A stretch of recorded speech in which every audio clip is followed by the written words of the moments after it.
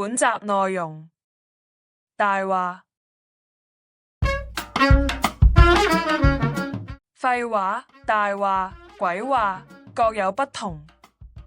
廢話係講一啲人所共知嘅事情，大話係講一啲唔真實嘅事情，鬼話係講一啲同事實無關又唔能夠驗證嘅事情。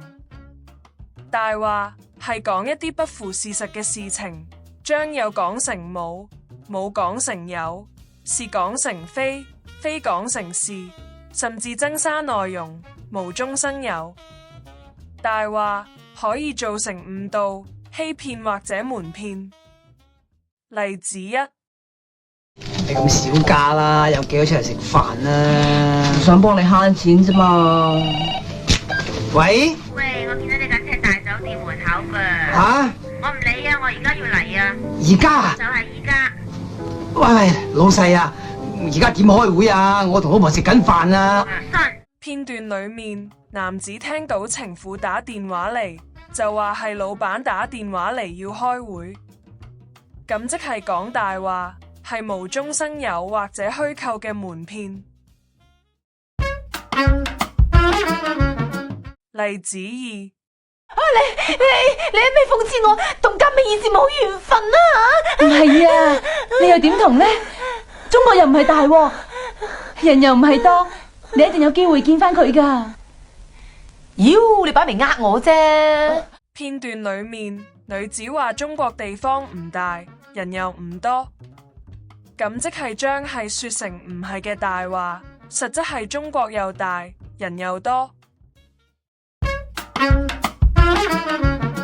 例子三：響得好緊要啊！車佢皮包。醫生啊，請問而家幾點鐘啊？幾點鐘？咦？我隻錶咧？哎呀，我明明有帶錶出嚟。點解你今日大夜晚唔帶錶嘅？片段裏面，護士問醫生而家幾多點，醫生睇住自己手上嘅錶話自己冇帶錶，咁即係將有講成冇嘅大話。例子四：我問我哋而家做一個實習先嚇。如果聽日你老師嚟到嘅時候問你，佢話問你老豆做乜嘢嘅，你點答佢？唔揸的士。你傻啲，傻仔嚟嘅，你揸的士你真係。你應該話俾佢聽，你老豆咧就係開運輸公司嘅啊，有10幾架車租俾人揸咁樣，知唔知道？嚇！片段裏面，兒子講出父親真實嘅職業係揸的士。父親就要兒子話係開運輸公司，咁即係將事實增刪而造成大話嘅欺騙。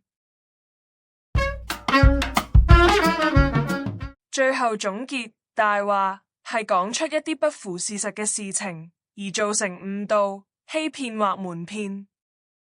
相關嘅議題，我哋會係將來嘅集數再加以討論。拜拜。